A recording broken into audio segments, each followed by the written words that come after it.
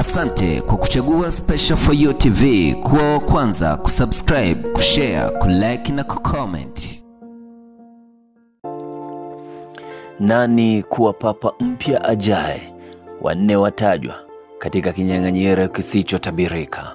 Kati ya wanne hao, wawili kutokea Afrika, mmoja kutokea Ulaya na mmoja kutokea Asia.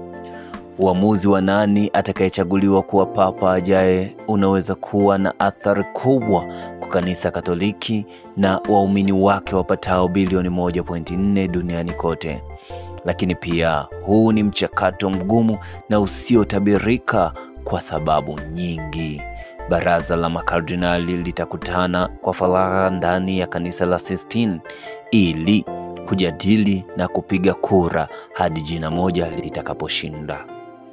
Kwa kuwa 80% ya makardinali walipewa wadhifa na Papa Francis mwenyewe, hii itakuwa mara yao ya kwanza kumchagua papa, huku wakileta mtazamo mpana wa kimataifa. Kwa mara ya kwanza katika historia, chini ya nusu ya makardinali wapiga kura watakuwa kutoka Ulaya.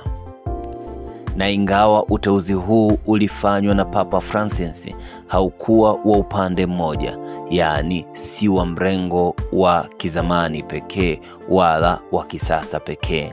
Kwa hivyo ni vigumu zaidi kutabiri nani atakayechaguliwa kuwa papa ajaye. Je, makardinali wanaweza kumchagua papa kutoka Afrika au Asia, au wataegemea mmoja wa watendaji waandamizi wa Vatican? Haya hapa ni baadhi ya majina yanayotajwa kama warithi wa Francis, na majina mengine yanatarajiwa kujitokeza katika siku zijazo. Wa kwanza ni Pietro Parolin. Uraia wake ni Muitaliano, umri wake ni miaka 70. Kardinali Parolin ni mtu wa maneno machache kutoka Italia ambaye aliwahi kuwa katibu wa jimbo la Vatican chini ya Papa Francis, cheo kinachomfanya kuwa mshauri mkuu wa papa. Pia anasimamia Curia ya Roma, ambayo ni utawala mkuu wa kanisa. Kwa kuwa amewahi kufanya kazi kama naibu papa, anaweza kuonekana kuwa miongoni mwa wanaopewa nafasi kubwa.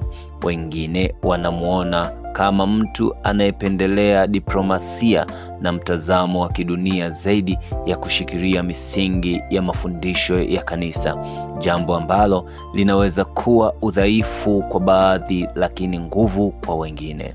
Hata hivyo, amewahi kukosoa ndoa za jinsia moja, akisema kura ya mwaka wa 2015 iliyopitisha nchini Ireland ilikuwa pigo kwa ubinadamu. Ingawa watabiri wanaweza kumpa nafasi, Parolin anafahamu methali maarufu ya Kiitaliano kuhusu uchaguzi wa papa. Anayeingia kwenye uchaguzi akiwa tayari ni papa, atatoka akiwa tu kardinali.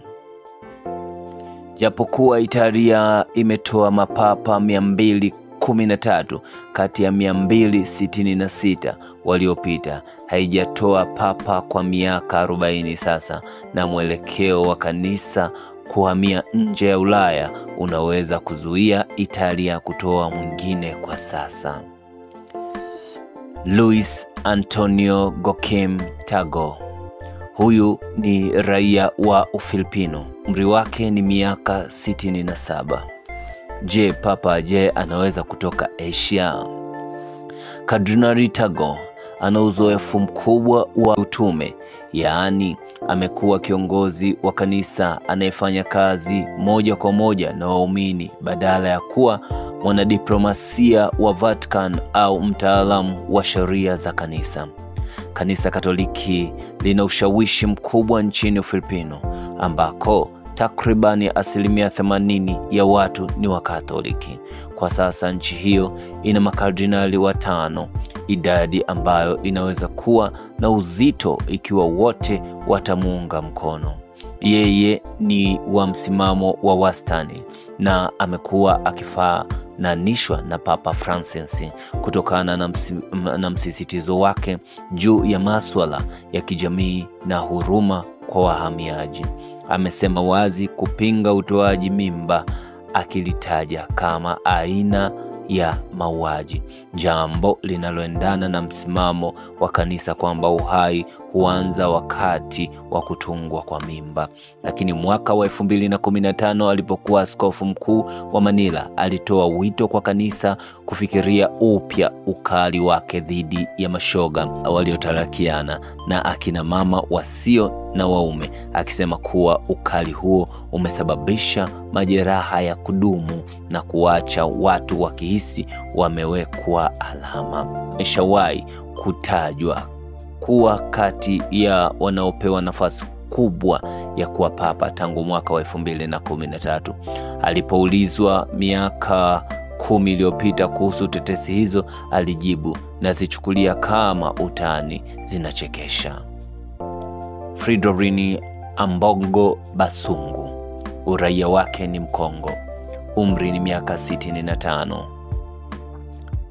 Inawezekana kabisa papa ajaye akatokea Afrika, ambako kanisa linaendelea kushamiri.